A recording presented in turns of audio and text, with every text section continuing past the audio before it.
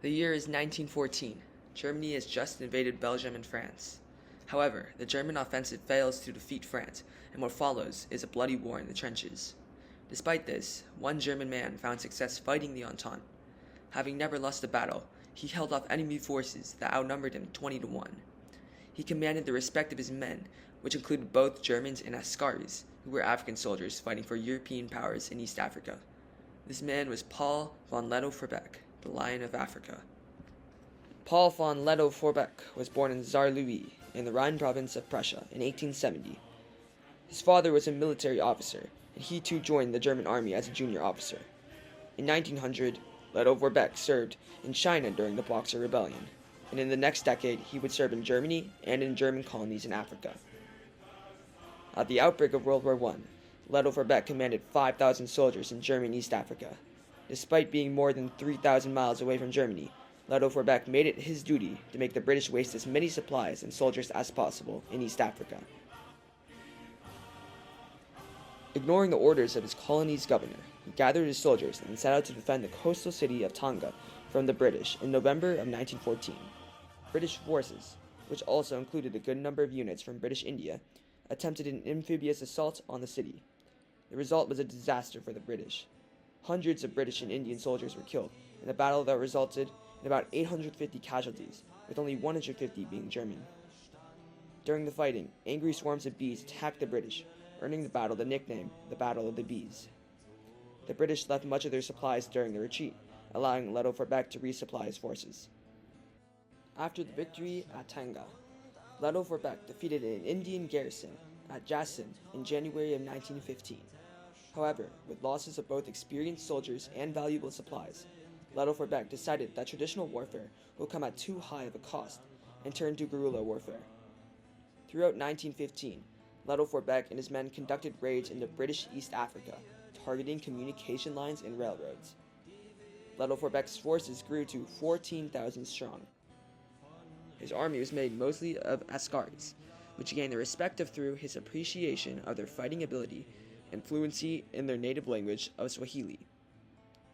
Lettow-Vorbeck also gained multiple pieces of artillery from the SMS Königsberg, a German cruiser that was too damaged to fight after being bombarded by British ships. In 1916, British forces led by Jan Smuts joined up with Belgian armies led by Charles Tombert, forming an army of tens of thousands of soldiers. They advanced into German East Africa and hunted down Lettow-Vorbeck and his army. Lettow-Vorbeck fought back by choosing which battles to fight and fighting enemy forces on his own terms.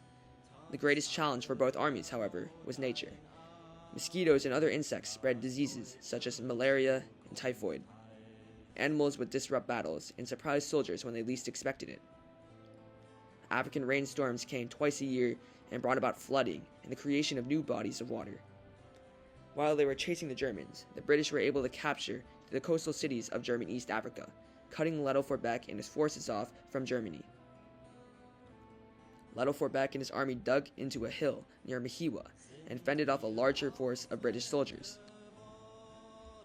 The British suffered a catastrophic 2,000 casualties, but the Germans lacked the ability to replace its troops, causing its 500 casualties to heavily impact its army. Lettow-Vorbeck's now depleted forces crossed the Rovumba River into Portuguese Mozambique during November of 1917. After crossing the river, Lettow-Vorbeck defeated the Portuguese at Ingomano, allowing them to freely roam throughout the unprotected colony. Lettow-Vorbeck's army had essentially become a nomadic tribe living off the land.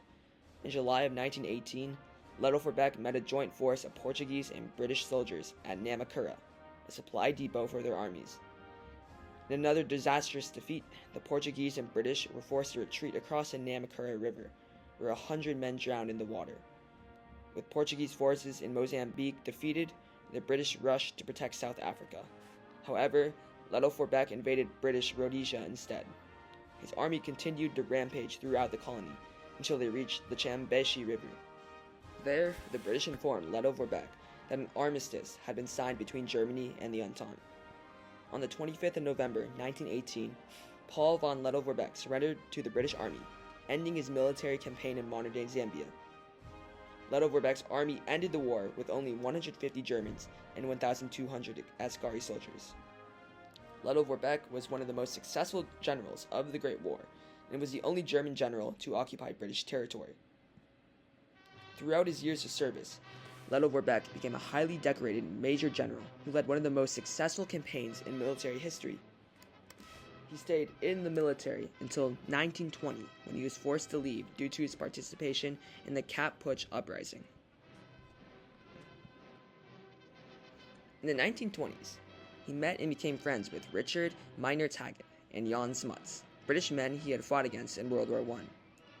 Lettow-Vorbeck married Martha Walworth in 1919 and had 4 children with her. He found himself at odds with Hitler and the Nazi government, causing him and his family to be constantly surveilled. At the end of World War II, Lettow-Vorbeck's home had been destroyed, and he relied on food packages from Smuts and Meinertzhagen. During the 1950s, the children of the Askaris that fought under Lettow-Vorbeck asked him for assistance during the Tanzanian independence movement. In 1964, 3 years after the independence of German East Africa as Tanganyika, and 11 days before his 94th birthday, Paul von Lettow-Vorbeck died in Hamburg. His military career brought forth one of the greatest guerrilla campaigns of all time, and his exploits earned him the nickname, the Lion of Africa. But more than just being a general, Lettow-Vorbeck was a highly esteemed man who earned the unwavering loyalty of thousands of Askaris and was well respected by his enemies. Despite his country being defeated in World War I, his great efforts and his brilliant military campaigns will be remembered.